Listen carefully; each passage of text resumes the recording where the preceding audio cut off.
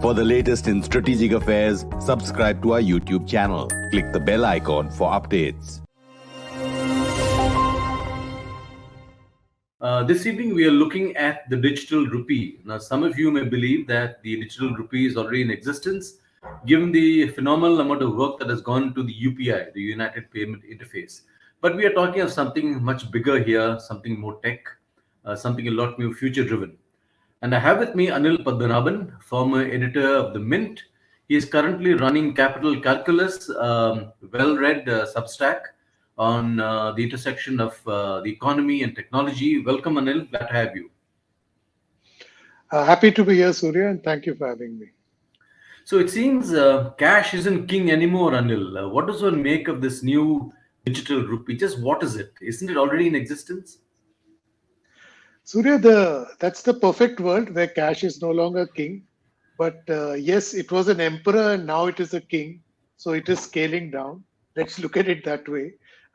Actually, if we can take a step back and look at the evolution of the alternative to cash that has emerged.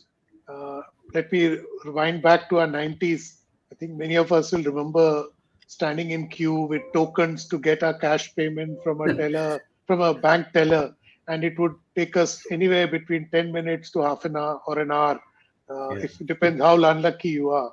And but now you had the ATM which came after that, and our visits to the banks declined gradually, they diminished, and the emergence of the old idea of RTGS, the bank-to-bank transfers that came in helped us get rid of a lot of payments that we used to go to the bank for. We could do it directly from our internet, from our online accounts. And then happened the digital payments part.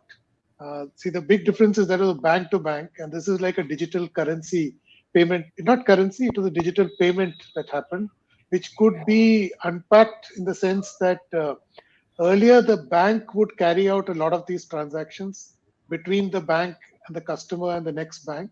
That in between portion got outsourced to the host of payment companies, some of which have gone in for public issues. I think we know the story there.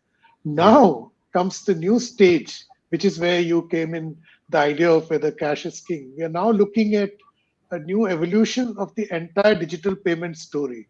So we have moved from pure cash to a hybrid cash check, cash bank transfer, to cash digital, and including the bank transfer. Now introducing a fourth element, which is what you're referring to in this whole conversation around cryptocurrencies, digital rupee, etc. But that is the evolution, and it is a rapidly transforming scenario. Yes, cash is still dominant part, but anecdotally, look at our lives. I haven't handled cash excepting when I pay for a parking fee at a car park. That's the only time I use cash. Even my vegetable vendor is now on some digital payment format or the other.